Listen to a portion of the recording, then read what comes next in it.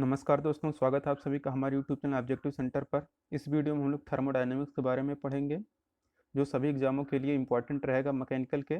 जैसे आपका हो गया UP triple S G, RRB JE, SSC JE, DRDO, ISRO, जो भी रहता है जेई का एग्ज़ाम, उन सब में टेक्निकल जो भी पूछे जाते हैं उनके लिए इम्पॉर्टेंट है। यहाँ पे सबसे पहले देखिए है प्रॉपर्टी। प्रॉपर्टी के बारे में सबसे पहले हम लोग जान लेते हैं। प्रॉपर्टी दो प्रकार का होता है। एक होता है आपका एक्सटेंसिव प्रॉपर्टी, दूसरा होता है आपका इंटेंसिव प्रॉपर्टी। एक्सटेंसिव प्रॉपर्टी आपका चेंज होता है, जबकि जो इंटेंसिव प्रॉपर्टी होता है वह चेंज नहीं होता है। अब आपको कहते होंगे कि आपको एक्सटेंसिव प्रॉपर्टी और इंटेंसिव प्रॉपर्टी भूल जाता है, कैसे याद रखें? तो देखिए, इसका सिंपल सा तरीका है कि ई का पहला अक्षर क्या है। एक्सटेंसिव प्रॉपर्टी का जो पहला अक्षर है वह आपका है ई। और हमें लगता है यहाँ इस वीडियो को जो लोग भी देख रहे हैं वो लोग लगभग सभी लोग वोटिंग कर चुके होंगे। तो वोटिंग किए होंगे तो आप जिस मशीन से करते हैं उसका नाम क्या रहता है आपका? ईवीएम। ईवीएम मशीन से तो आप लोग वोटिंग करते हैं। तो यहाँ पे देखिए, ई से आपका कोई भी एनर्जी कोई भी रहे, वह आपका एक्सटेंसिव प्रॉपर्टी होगा। जैसे कि आपका हो गया एनर्जी कोई भी रहे, एंट्रापी भी आपके एनर्जी के अंतर्गत आएगा। इंथैल्पी भी आपका एक प्रकार का एनर्जी रहता है। वैल्यूम, दूसरा आपका वैल्यूम मतलब आयतन। तीसरा आपको याद रखना है मास। एनर्जी कोई भी हो, वैल्यूम और मास, इन तीनों के अलावा अगर आपको कुछ भी मिलता है, आप डायरेक्ट इंटेंसिव प्रॉपर्टी लगा दीजिएगा। सिर्फ और सिर्फ यही तीन, लगभग 90% तक यही रहते हैं सही आंसर कि ईवीएम जहाँ कहीं भी कोई भी एनर्जी दिखे आप समझिए एक्सटेंसिव प्रॉपर्टी है, वैल्यूम आपका एक्सटेंसिव प्रॉपर्टी है और मास आपका एक्सटेंसिव प्रॉपर्टी है। इसके अलावा अगर आपको कोई भी चीज़ मिलता है वह आपका इंटेंसिव प्रॉपर्टी रहेगा। ठीक। इंथैल्पी आपका क्या है? आपका एक प्रकार का एनर्जी है। एंट्रोपी भी आपका एक प्रकार की एनर्जी है। तो याद रखिएगा, ये बहुत आसान तरीका है। और एक चीज़ बता देते हैं, जिस एक्सटेंसिव प्रॉपर्टी के आगे स्पेसिफिक लग जाएगा वह आपका इंटेंसिव प्रॉपर्टी भी बन जाएगा। जैसे होता है आपका वैल्यूम है, वैल्यूम के वैल्यूम क्या है? आपका एक्सटेंसिव प्रॉपर्टी है। अगर वैल्यूम के आगे स्पेसिफिक लगा दें तो स्पेसिफिक वैल्यू, अगर जिसके आगे स्पेसिफिक लग गया वह आपका इंटेंसिव प्रॉपर्टी हो जाता है। बस यही दो चीज़ें याद रखना है। ईवीएम एनर्जी कोई भी हो, वैल्यूम और मास, ये तीनों क्या होते हैं? एक्सटेंसिव प्रॉपर्टी होते हैं। लेकिन जिस एक्सटेंसिव प्रॉपर्टी के आगे स्पेसिफिक लग जाता है वह आपका इंटेंसिव प्रॉपर्टी बन जाता है। तो वहीं पे देखिए, यही चीज़ लिखा है यहाँ पे, वैल्यूम आपको पता होगा। मास आपका एक्सटेंसिव प्रॉपर्टी, एनर्जी आपका एक्सटेंसिव प्रॉपर्टी। नेक्स्ट है एंथैल्पी, यह आपका है एक्सटेंसिव प्रॉपर्टी। अब देखिए इंटेंसिव प्रॉपर्टी, बस इन तीनों के अलावा यानी कि ईवीएम के अलावा कोई भी मिले वह आपका इंटेंसिव प्रॉपर्टी। जैसे कि आपका टेम्परेचर हो गया, प्रेशर हो गया, और आपको पता है जिस इस एनर्जी के आगे अगर किस स्पेसिफिक लग गया, एक्सटेंसिव प्रॉपर्टी के आगे अगर स्पेसिफिक लग गया तो आपका इंटेंसिव प्रॉपर्टी होगा। ये भी हो गया। देखिए स्पेसिफिक वैल्यूम आपका इंटेंसिव प्रॉपर्टी हो गया। ये गैस कांस्टेंट है आर, ये भी हो गया। गामा भी आपको आ जाएगा इंटेंसिव प्रॉपर्टी। ये रो और फ्रीजिंग पॉइंट, और ये एक्स होता है आपका ड्राइनेस फ्रैक्शन, ये सब क्या हो जाएगा? Intensive property. आप उदाहरण देख सकते हैं, वही चीज़ है यहाँ पर उदाहरण कि वैल्यूम आपको एक्सटेंसिव प्रॉपर्टी है, एनर्जी एक्सटेंसिव प्रॉपर्टी, मास आपका एक्सटेंसिव प्रॉपर्टी। एंट्रोपी क्या है? एक प्रकार की एनर्जी ही होता है, इसलिए यह क्या हो गया? Extensive property. इंटेंसिव प्रॉपर्टी वही लिखा है, temperature, viscosity, specific volume, pressure, dryness fraction R और गामा, ये सब आपके इंटेंसिव प्रॉपर्टी हैं। स्पेसिफिक एंथैल्पी, देखिए एक्सटेंसिव प्रॉपर्टी होता है इंथैल्पी, लेकिन स्पेसिफिक लग जाएगा तो आपका स्पेसिफिक एंथैल्पी हो जाता है आपका इंटेंसिव। एंथैल्पी आपका इंटेंसिव प्रॉपर्टी होता है, लेकिन स्पेसिफिक लग गया तो इसलिए है इंटेंसिव प्रॉपर्टी हो गया। थर्मल कंडक्टिविटी भी आपका इंटेंसिव प्रॉपर्टी होता है। अब देखिए एक्सटेंसिव प्रॉपर्टी में हम क्या बताए थे आपको? एक्सटेंसिव प्रॉपर्टी ई, वी और एम, यही तीन तो रहता है। एनर्जी कोई भी हो, वैल्यूम और मास। इसमें देखिए क्या है, यम है, मतलब एक्सटेंसिव प्रॉपर्टी मास पे निर्भर करता है।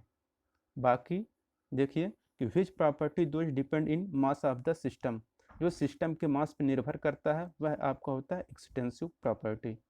बाय चांस अब इसका उदाहरण देख लीजिए कि वॉल्यूम, एनर्जी और मास। अब कहेंगे क्या है ये, तो नहीं समझ में आ रहा है। देखिए मान लीजिए ये कोई रूम है, ठीक। अब हम इसको 4 पार्ट में डिवाइड कर दे रहे हैं। अब एक्सटेंसिव प्रॉपर्टी क्या है आपका, वॉल्यूम। वॉल्यूम यहाँ पे इसको 4 पार्ट में डिवाइड कर दिए, तो पहले भाग का है वॉल्यूम कुछ होगा, दूसरे भाग का कुछ वॉल्यूम होगा, तीसरे भाग का कुछ वॉल्यूम होगा, चौथे भाग का कुछ वॉल्यूम होगा। अगर हम कहें इन टोटल का वॉल्यूम कितना होगा, तो आप क्या करेंगे, पहले वाले का वॉल्यूम जोड़ेंगे, दूसरे का वॉल्यूम जोड़ेंगे, तीसरे का वॉल्यूम जोड़ेंगे और चौथे वाले का वॉल्यूम जोड़ेंगे, तब तो आपको टोटल निकलेगा। तो वही चीज़ यहाँ पे लिखा है कि एक्सटेंसिव प्रॉपर्टी को हम लोग टोटल निकालना रहे तो हम लोग सबको जोड़ लेते हैं। E equal to E1, E2, E3 extensive प्रॉपर्टियों को हम लोग क्या जोड़ते हैं, टोटल निकालना रहे तो जो छोटे छोटे एक्सटेंसिव रहते हैं उनको हम लोग जोड़ लेते हैं, ठीक। यह चीज़ लिखा है कि वॉल्यूम आपको अगर किसी रूम का निकालना है तो हम क्या करेंगे, अगर पहले भाग, दूसरे, तीसरे और चौथे भाग का पता है तो हम लोग टोटल वॉल्यूम जो पूरे को जोड़ के निकाल लेंगे। तो ये होगा हमारा एक्सटेंसिव प्रॉपर्टी। और यही लिखा है कि एक्सटेंसिव प्रॉपर्टी को जो टोटल रहता है यह हम लोग जोड़ के निकालते हैं। इंटेंसिव प्रॉपर्टी, इंटेंसिव प्रॉपर्टी वह प्रॉपर्टी होता है जो सिस्टम के मास पर निर्भर नहीं करता है, ठीक। अब कहेंगे नहीं समझ में आ रहा है, तो देखिए नहीं समझ में आ रहा है तो मान लीजिए ये कोई आपका रूम है, ये रूम है आपका, इसको हम लोग 4 पार्ट में डिवाइड कर दिए। अब इसमें उठा लेते हैं, बाई चांस हम प्रेशर को ही उठा लेते हैं। आप जिस रूम में बैठे हैं याद करिए, उस रूम के कहीं पर भी अगर वो चारों तरफ से बंद है, हम उसमें कोई प्रेशर प्रेशर मेजरिंग डिवाइस लेके जा रहे हैं, कहीं पर भी हम उसको लेके जाएंगे वह आपका प्रेशर उतना ही बताएगा। प्रेशर जहाँ भी कोने में लेकर जाएंगे वह प्रेशर उतना ही बताएगा, ज़्यादा नहीं बताएगा। अगर इसलिए यहाँ पे देखिए ये जो टोटल आएगा, टोटल प्रेशर भी जितना आएगा वो कोने कोने में चाहे जहाँ पे जाएंगे वो टोटल प्रेशर उतना ही आएगा। इसलिए क्या है कि जो इंटेंसिव प्रॉपर्टी होता है वह टोटल या फिर उसको पार्ट पार्ट में कहीं पर भी जाएंगे मेजर करेंगे वह बराबर ही आएगा। तो अब आपको समझ में आ गया होगा एक्सटेंसिव प्रॉपर्टी और इंटेंसिव प्रॉपर्टी क्या होता है। देखिए एक बार हम लोग रिवीजन कर लेते हैं। एक्सटेंसिव प्रॉपर्टी होता है आपका ईवीएम, ईवीएम के अलावा आपको कोई भी मिलेगा तो वह इंटेंसिव प्रॉपर्टी। एनर्जी मतलब कोई भी एनर्जी रहे आपका, जैसे इंथैल्पी, एंट्रोपी, ये सब भी आपके एनर्जी का प्रकार है, तो यह भी आपका एक्सटेंसिव प्रॉपर्टी होगा। वॉल्यूम आपका एक्सटेंसिव प्रॉपर्टी है और मास आपका एक्सटेंसिव प्रॉपर्टी है। इसमें यम आ रहा है तो यह जो एक्सटेंसिव प्रॉपर्टी होता है वह मास पर निर्भर करता है, सिस्टम के मास पर निर्भर करता है, जबकि इंटेंसिव प्रॉपर्टी सिस्टम के मास पर निर्भर नहीं करता है। अब इन तीनों के अलावा कोई भी मिलता है आपका इंटेंसिव प्रॉपर्टी हो जाएगा, लेकिन जिस एक्सटेंसिव प्रॉपर्टी के आगे स्पेसिफिक लग जाता है वह भी इंटेंसिव प्रॉपर्टी हो जाता है, जैसे स्पेसिफिक वॉल्यूम, स्पेसिफिक एनर्जी, ठीक। चलते हैं हम लोग नेक्स्ट। अब यहाँ पे देखिए कुछ कंक्लूजन है कि property is a point function. जो प्रॉपर्टी होती है एक्सटेंसिव प्रॉपर्टी, इंटेंसिव प्रॉपर्टी आप तो जान ही रहे हैं। अब देखिए यहाँ पे दिया कि प्रॉपर्टी जो होती है यह आपका पॉइंट फंक्शन होती है, मतलब यह पॉइंट पे निर्भर करती है। दूसरा है कि आपका heat and work is not property. कह रहा है हीट एंड वर्क, जो हीट और वर्क होते हैं यह प्रॉपर्टी नहीं होते हैं, बल्कि यह क्या होते हैं आपके पाथ फंक्शन, मतलब यह सिर्फ और सिर्फ पाथ पर निर्भर करते हैं। जैसे कि आपका ये है कोई डायग्राम, ये पी है, पीवी डायग्राम है। तो यहाँ पे क्या हुआ कि ये कोई प्रोसेस है 1 2 3 4, यहाँ से आपको जाना है, क्या करेगा ये इस पे निर्भर करता है, ये निर्भर करता है, यही होता है आपका मतलब पाथ पे निर्भर करता है हीट एंड वर्क। देखिए नेक्स्ट क्या है, जो property, property is exact differential. जो प्रॉपर्टी होता है वह आपका एग्जैक्ट डिफरेंशिएबल होता है, जबकि हीट और वर्क जो होता है वह एग्जैक्ट डिफरेंशिएबल नहीं होता है। चौथा है कि cyclic integral of property is equal to zero. जो प्रॉपर्टी होता है उसका साइक्लिक इंटीग्रल क्या होता है, जीरो होता है। ये बहुत इंपॉर्टेंट होता है, इससे आप याद रखिएगा, यह बहुत इंपॉर्टेंट है। प्रॉपर्टी आपका पॉइंट फंक्शन होता है, हीट और वर्क आपका पॉइंट प्रॉपर्टी नहीं है, यह आपका पाथ फंक्शन है। प्रॉपर्टी को हम लोग एग्जैक्ट डिफरेंशिएबल कर सकते हैं, जबकि heat and work exact differentiable नहीं रहता है, और साइक्लिक इंटीग्रल प्रॉपर्टी का 0 होता है। अब हम लोग पढ़ेंगे सिस्टम, सराउंडिंग और बाउंड्री के बारे में। यहाँ पे देखिए कि जिस कंपोनेंट का हमें अध्ययन करना होता है उसे एक बाउंड्री के अंदर क्लोज कर देते हैं, और इस बाउंड्री के बाहर जो कुछ भी आता है वह सराउंडिंग होता है। ठीक, इसमें बस इतना ही, ज़्यादा कुछ क्वेश्चन बनता नहीं है। यहाँ पे देखिए, यहाँ पे ये बहुत इंपॉर्टेंट है कि सिस्टम, मास, हीट एनर्जी और एग्जाम्पल। कहते हैं आपको पता होगा कि ओपन सिस्टम, क्लोज सिस्टम और आइसोलेटेड सिस्टम, ये 3 सिस्टम होते हैं। कौन कौन? Open system, close system, isolated system. Open system को हम लोग स्टेडी फ्लो प्रोसेस भी बोलते हैं, क्लोज सिस्टम को हम लोग नॉन फ्लो प्रोसेस भी बोलते हैं। क्योंकि अब देखिए यहाँ पे जो ओपन सिस्टम रहता है, इसमें क्या होता है, सिर्फ मास और एनर्जी दोनों के दोनों ट्रांसफ़र हो सकते हैं। ओपन सिस्टम भाई खुला है, खुला है तो मास भी ट्रांसफ़र होगा, एनर्जी भी ट्रांसफ़र होगा, यानी कि मास ट्रांसफ़र हो गया, हीट या एनर्जी ये भी ट्रांसफ़र होगा। इसका एग्जांपल जैसे कि आपका हो गया पंप, कंप्रेसर और टरबाइन, ये आपका हो गया। इसीलिए ट्रांसफ़र हो जाता है ना, हीट और मास दोनों होता है, इसलिए स्टेडी फ्लो प्रोसेस इसे बोलते हैं। हीट और मास का ट्रांसफ़र होता है, इसे हम लोग स्टेडी फ्लो ट्रांसफ़र बोलते हैं, प्रोसेस बोलते हैं। क्लोज सिस्टम, क्लोज सिस्टम में क्या होता है कि आपका मास ट्रांसफ़र नहीं होगा बट एनर्जी का ट्रांसफ़र होगा, इसलिए इसे हम लोग बोलते हैं नॉन फ्लो प्रोसेस। मतलब इसमें मास का ट्रांसफ़र नहीं हो रहा है, इसलिए यह होता है नॉन फ्लो प्रोसेस। सिर्फ और सिर्फ इसमें एनर्जी का ट्रांसफ़र होता है क्लोज सिस्टम में। जैसे कि आपका हो गया प्रेशर कुकर और बम्ब कैलोरीमीटर, बम्ब कैलोरीमीटर और प्रेशर कुकर, यह आपका एग्जांपल हो गया क्लोज सिस्टम का। अब आता है आपका आइसोलेटेड सिस्टम। आइसोलेटेड सिस्टम वह होता है जिसमें एनर्जी और मास दोनों का ट्रांसफ़र नहीं होता है। मास और एनर्जी का ट्रांसफ़र आइसोलेटेड सिस्टम में नहीं होता है। जैसे कि आपका हो गया थर्मोफ्लास्क, मैनुअल आइसक्रीम फ्रीजर, थर्मोफ्लास्क और मैनुअल आइसक्रीम फ्रीजर, ये सब हैं आपके आइसोलेटेड सिस्टम के उदाहरण। आइसोलेटेड सिस्टम में मास और एनर्जी दोनों का ट्रांसफ़र नहीं होता है। अब कुछ कंक्लूजन हम लोग देख लेते हैं। जैसे कि बम्ब कैलोमीटर के सहायता से हम लोग सॉलिड फ्यूल का कैलोरी मान ज्ञात करते हैं। आता है क्वेश्चन ऐसे कि सॉलिड फ्यूल का हम लोग कैलोरी मान कैसे ज्ञात करते हैं, तो आप वहाँ पे लगाएंगे बम्ब कैलोरीमीटर से। सॉलिड फ्यूल का हम लोग कैलोरी मान बम्ब कैलोरीमीटर से ज्ञात करते हैं। लेकिन क्या होता है, लिक्विड और गैस का जो हम लोग कैलोरी मान ज्ञात करते हैं वह जंकर, देखिए यहाँ पे लिखा है जंकर कैलोरीमीटर और बॉयज कैलोरीमीटर से ज्ञात करते हैं। याद रखिएगा, इस सॉलिड का हम निकालते हैं बम्ब कैलोरीमीटर से, लिक्विड और गैस का हम लोग निकालते हैं जंकर कैलोरीमीटर और बॉयज कैलोरीमीटर से। अब है तीसरा, यहाँ पे देख लेते हैं कि क्लोज सिस्टम के लिए जो पीवी डायग्राम के नीचे का एरिया रहता है तथा ओपन सिस्टम के लिए पीवी डायग्राम के साइड का एरिया वर्क देता है। देखिए यह है आपका पहला है आपका क्लोज सिस्टम के लिए जो पहला फिगर दिख रहा है, और ये जो दूसरा फिगर है यह आपका है ओपन सिस्टम का। यही कह रहा है कि ये पीवी डायग्राम है, पी और पीवी डायग्राम है आपका।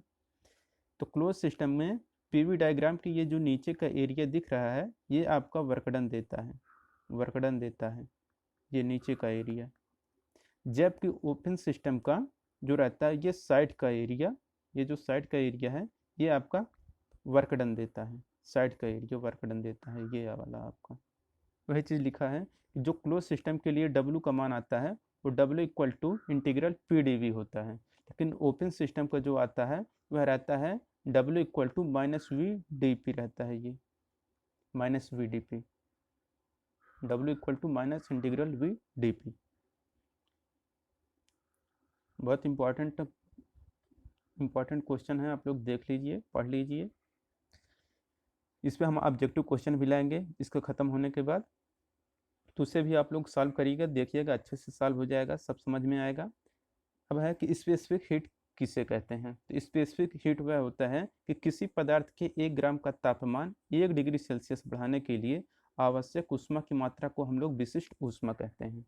किसी पदार्थ के 1 ग्राम का तापमान 1 डिग्री सेल्सियस बढ़ाने के लिए आवश्यक ऊष्मा की मात्रा को हम लोग विशिष्ट ऊष्मा कहते हैं।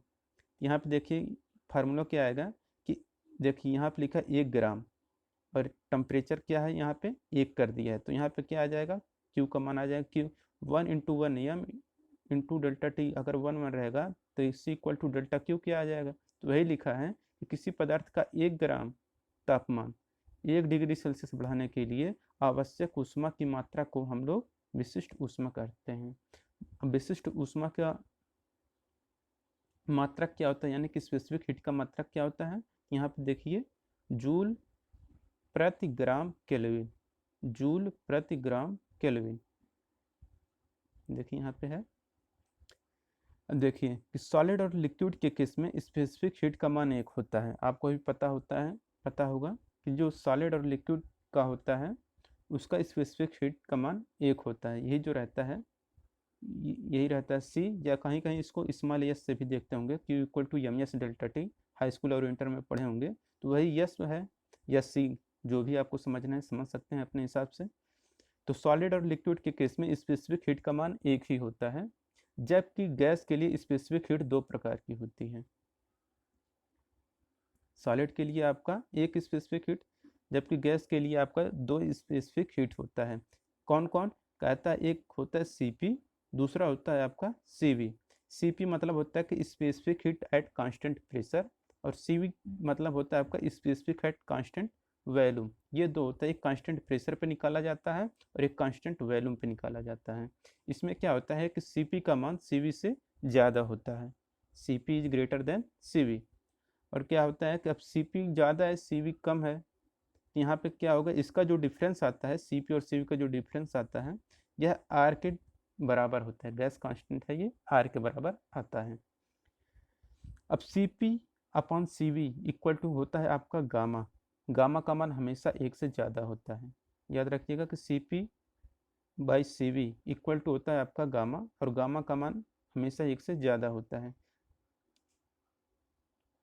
सीपी का मान देखिए क्या होता है, सीपी इक्वल टू होता है gamma R by gamma minus 1। CP equal to gamma R बटे गामा माइनस 1। सीवी का जो मान होता है वो होता है R by gamma minus 1। CP by CV का मान जो यानी कि गामा का मान होता है, हम लोग निकालेंगे पहले मोनो एटॉमिक के लिए, डाई एटॉमिक के लिए और ट्राई एटॉमिक के लिए, यानी कि एक परमाणु, द्विपरमाणु और त्रिपरमाणु के लिए हम लोग निकालेंगे गामा का मान। यहाँ पे देखिए सबसे अच्छा है रटने का तरीका, यहाँ पे 574 बटा 353 या 574/353, 574 बटे 353 ऐसे आप लोग रट लीजिएगा। तो यहाँ पे देखिए जो पहला वाला बताता है ये वाला जो रहता है आपका, ये आपका मोनोएटॉमिक के लिए, ये जो दूसरा रहता है आपका 7/5 ये आपका डायटॉमिक के लिए, जो तीसरा रहता है ये आपका रहता है ट्राई एटॉमिक के लिए। तो मोनोएटॉमिक के लिए आपका जो गामा का मान आएगा वह 5/3 आएगा, 5/3 आ जाएगा।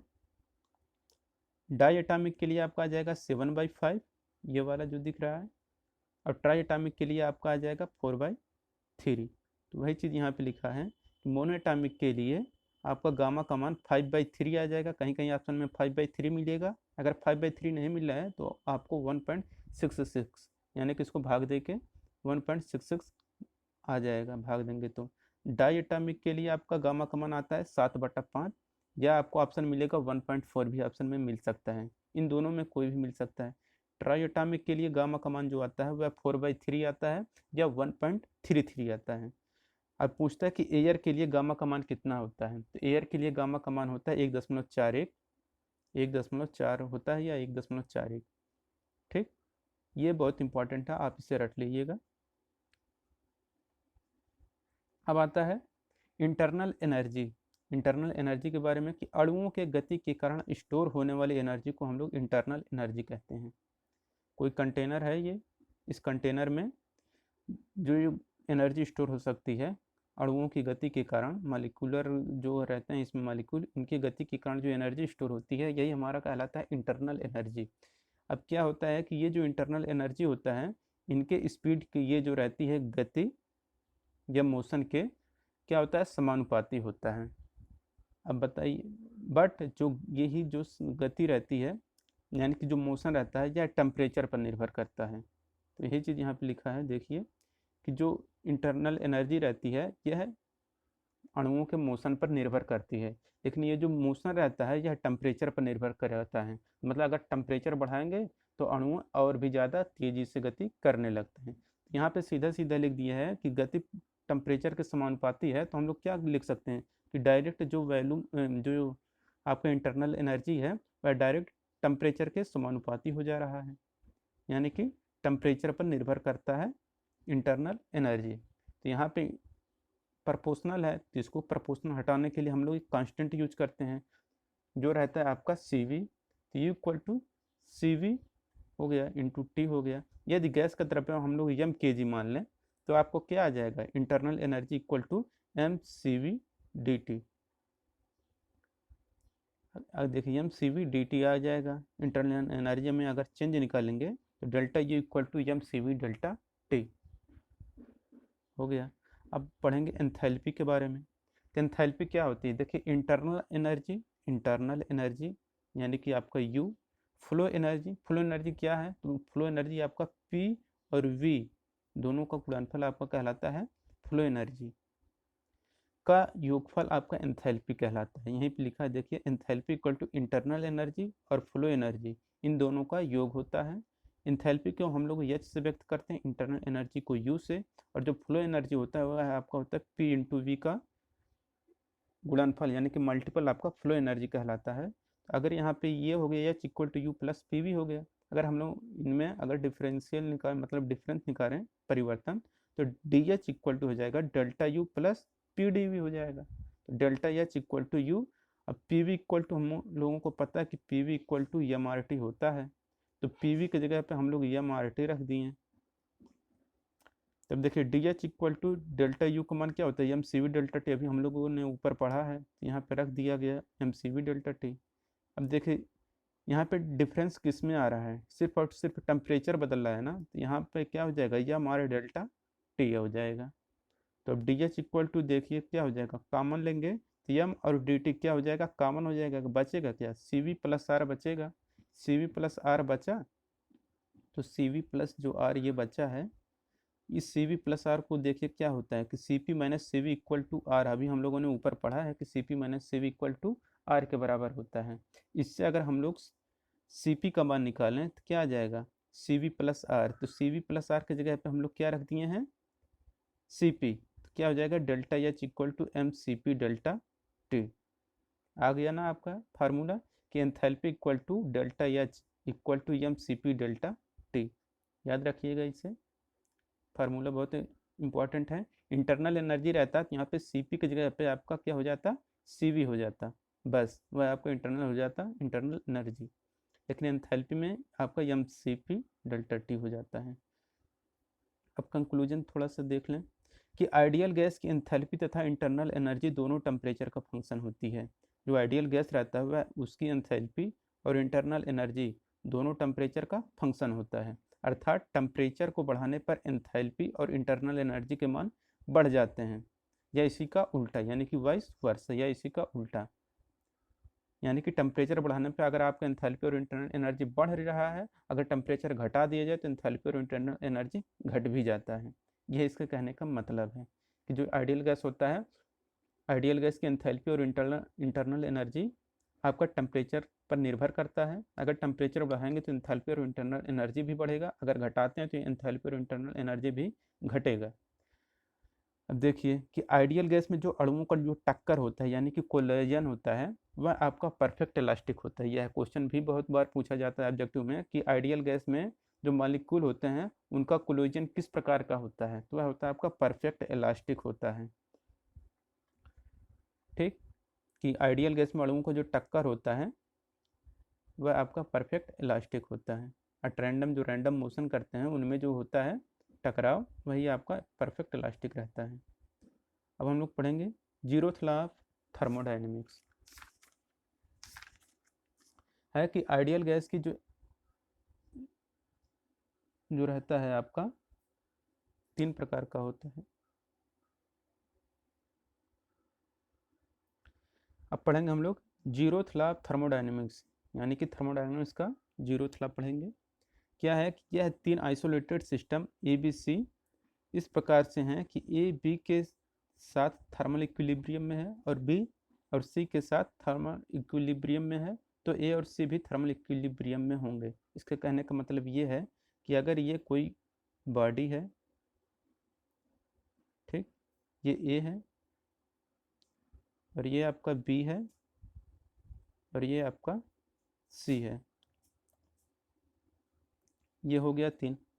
कह रहा है अगर ए और बी आपका थर्मल इक्विलिब्रियम में है एक दूसरे के, और बी और सी भी एक दूसरे के थर्मल इक्विलिब्रियम में हैं, तो क्या होगा कि ये जो ए और सी है यह भी आपका थर्मल इक्विलिब्रियम में होगा। ये जो ए और सी है ये भी आपका थर्मल इक्विलिब्रियम में होगा। यही चीज़ ये बोला है कि यदि 3 आइसोलेटेड सिस्टम ए और बी और सी इस प्रकार से हैं कि ए बी के साथ थर्मल इक्विलिब्रियम में है, बी और सी थर्मल इक्विलिब्रियम में है, तो ए और सी भी क्या होंगे, थर्मल इक्विलिब्रियम में होंगे।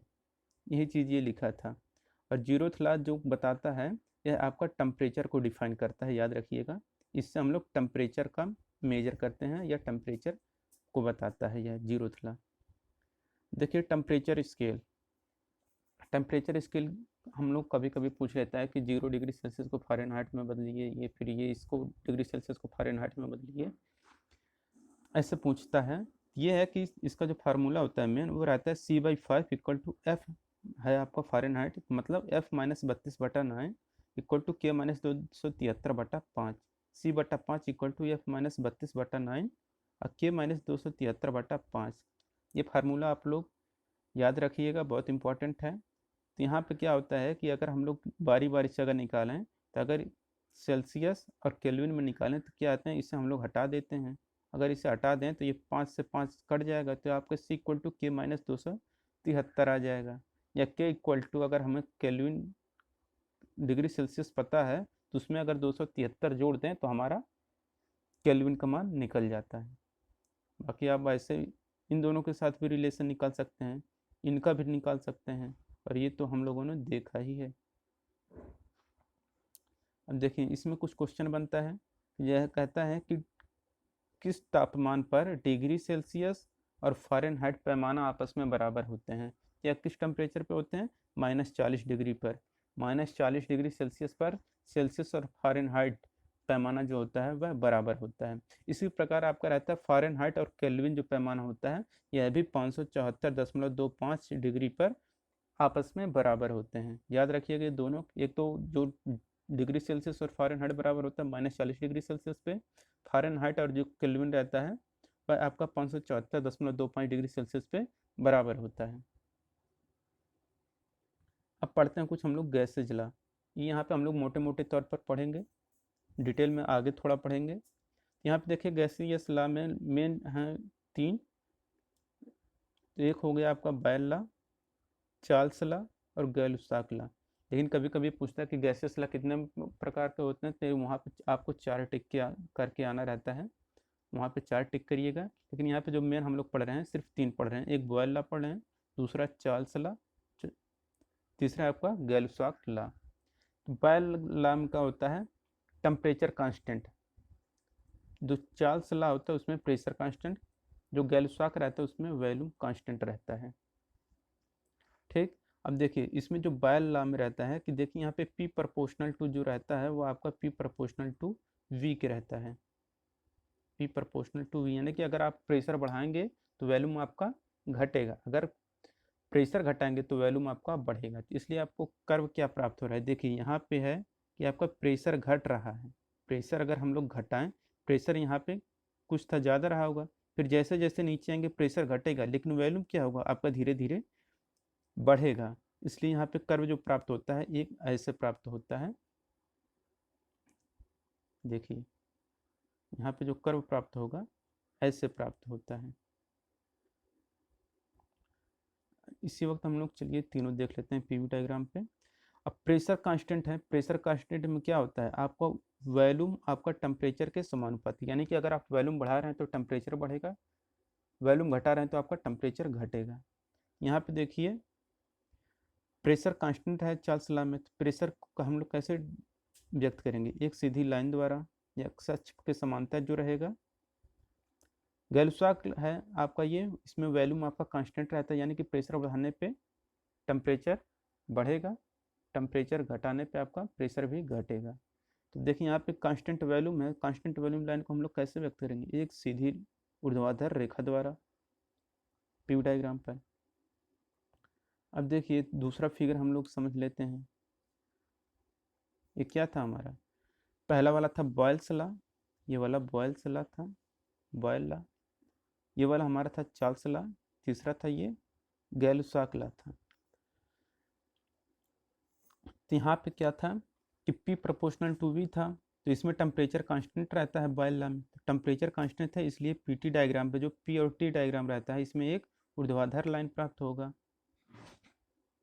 और V और T में निकालेंगे तो भी एक ऊर्ध्वाधर लाइन प्राप्त होगा। लेकिन जो आपका चार्ल्स लॉ होता है, चार्ल्स लॉ में आपका प्रेशर कांस्टेंट रहता है, प्रेशर जो कांस्टेंट रहता है, तो PT डायग्राम पे दिखाएंगे तो ये प्रेशर एक क्षैतिज लाइन द्वारा आपका दिखाया जाएगा। भाई प्रेशर कांस्टेंट तो है, और यहाँ पे वॉल्यूम है आपका टेम्परेचर का क्या होता है, समानुपाती, समानुपाती होता है, मतलब वॉल्यूम बढ़ाने पर आपका टेम्परेचर भी बढ़ेगा। तो देखिए यहाँ पे जैसे जैसे वॉल्यूम बढ़ेगा आपका टेम्परेचर भी बढ़ रहा है। अब है नेक्स्ट आपका है गैल्वसाक लॉ। गैल्वसाक लॉ में क्या होता है, आपका प्रेशर टेम्परेचर के समानुपाती, यानी कि प्रेशर बढ़ने पर टेम्परेचर बढ़ेगा, तो ये भी क्या होता है, एक ऐसे इंक्लाइंड लाइन द्वारा प्रदर्शित होगा। फिर इसके बाद नीचे वाला कर्व V और T के बीच में अगर हम लोग आरेख खींचेंगे, क्या होता है, ये कांस्टेंट वॉल्यूम रहता है, इसका कांस्टेंट वॉल्यूम को हम लोग एक क्षैतिज रेखा द्वारा दर्शाएंगे। ये हो गया हम लोगों का फिगर के बारे में हम लोग जान लेंगे। कंक्लूजन देख लीजिए कि एब्सोल्यूट जीरो टेम्परेचर, जो एब्सोल्यूट जीरो टेम्परेचर होता है वह 0 डिग्री केल्विन को बोलते हैं, या -273.15 डिग्री सेल्सियस को कहते हैं। ठीक, याद रखिए कि एब्सोल्यूट जीरो टेम्परेचर 0 केल्विन या -273.15 डिग्री सेल्सियस को कहते हैं।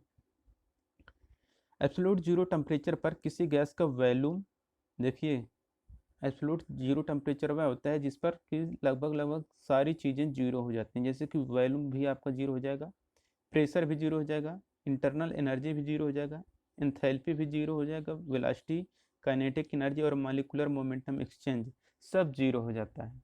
तो एब्सोल्यूट जीरो टेम्परेचर वह होता है जिसमें kinetic energy, molecular momentum exchange, internal energy, pressure, volume सब जीरो हो जाता है।